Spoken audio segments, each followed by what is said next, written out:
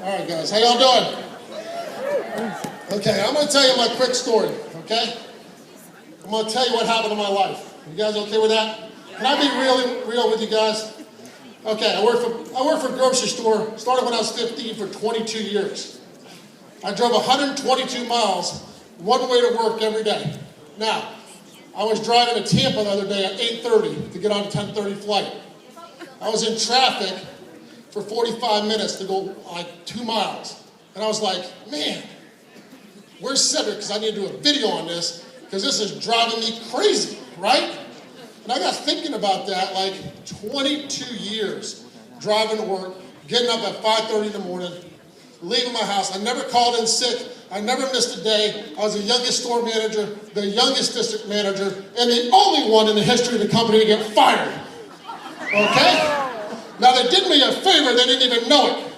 But I can promise you this year, when I sent my 1099 to Vice President and told him have a great day, when he reads it, he'll understand why. Okay? That's a whole nother topic. We won't talk about that too much, Wendy. But what I can tell you is, it drives me crazy when people get into Jeunesse and their broke next-door neighbor talks them out of the best thing that's ever happened to them. Okay? It drives me bananas. You can tell the story. Say, this guy was in the grocery business. Now he's a double diamond. Now, that was a lot of work. I'll be honest with you. Okay?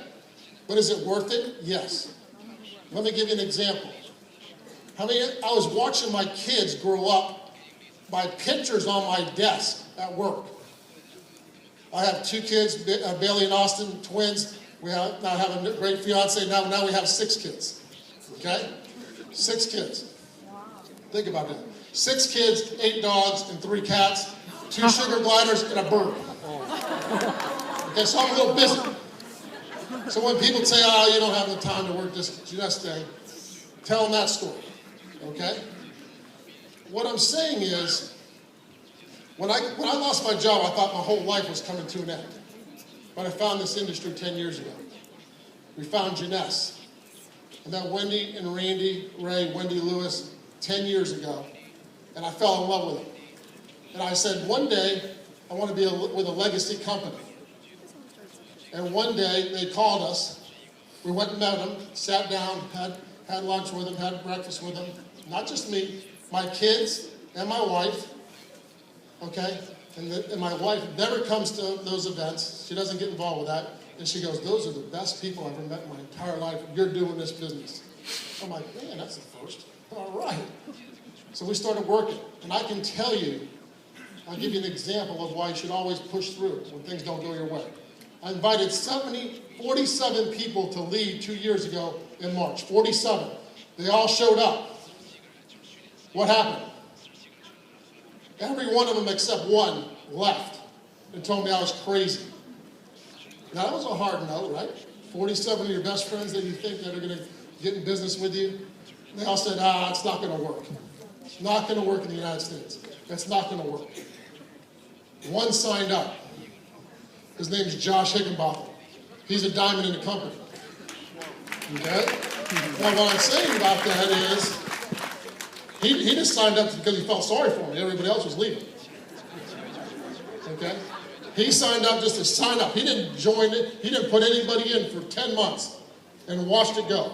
Pretty big mistake for him, but he waited 10 months. Would you wait 10 months to sponsor a diamond? The answer is yes.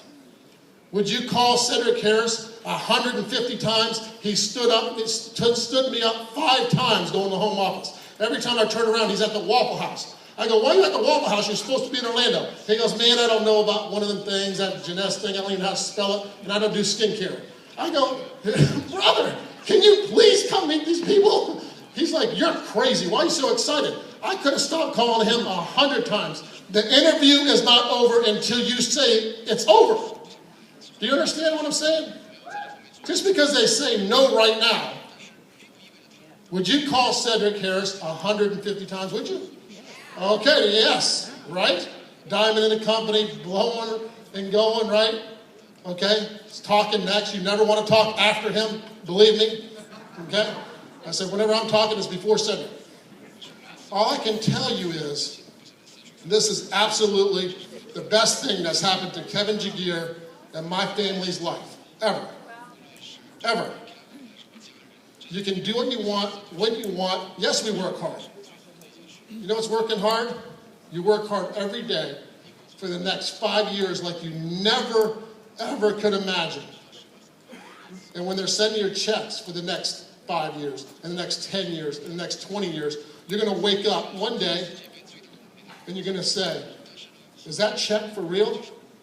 Did they really just send? I haven't did one three-way call, one home party, one J party in the last month, and my checks are going up every single month. It's called residual income. They pay you for what you start. So stop listening to people that don't have your same dreams. Okay? Because I don't care what they say, what you're doing. It doesn't matter. Just continue to get customers. Continue to get customers. Continue to get people that want to have the same vision as you. And everybody's dreams are different. Just tell them it's the beginning of 2016. Tell them to write it down for the next year, what they want to do. What's their vision? And sit down with them and hold them accountable. I don't call customers, I don't call people every day and say, what are you doing? What time is it? Do you think Katie's calling me, asking me what time, what am I doing? How many calls did I do? Or Meredith's calling me, saying how many three-way calls you did last night? No. You're in charge of your business. Run it like a business, not a hobby. If you want to run it like a hobby, they're going to pay you like a hobby. If you go out there and continue to show people the plan, continue to get customers, one day you're going to wake up and you go, man, I'm a double diamond, almost going to be triple diamond. I'll give you one more story. November 7th, a year and a half ago, I walked across the stage in Orlando at Sapphire Elite. Sapphire Elite. Not even a year ago. Okay? I was so upset that I was going across the stage at Sapphire Elite, but I did one thing right. I took the month of October, and I got every single person I could to that November 7th event in Orlando.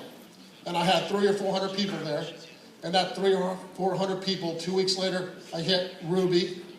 2 weeks after that, a month, 30 days after that, I hit Emerald.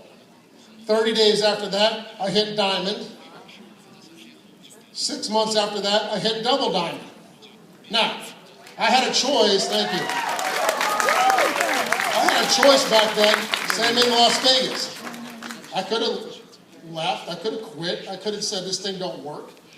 I was going across stage at Sapphire Elite, I could have did the same thing, this is crazy, it's never going to work. Or I could take responsibility for my own destiny and go out there and build a legacy company with a legacy company for my family. You understand what I'm saying?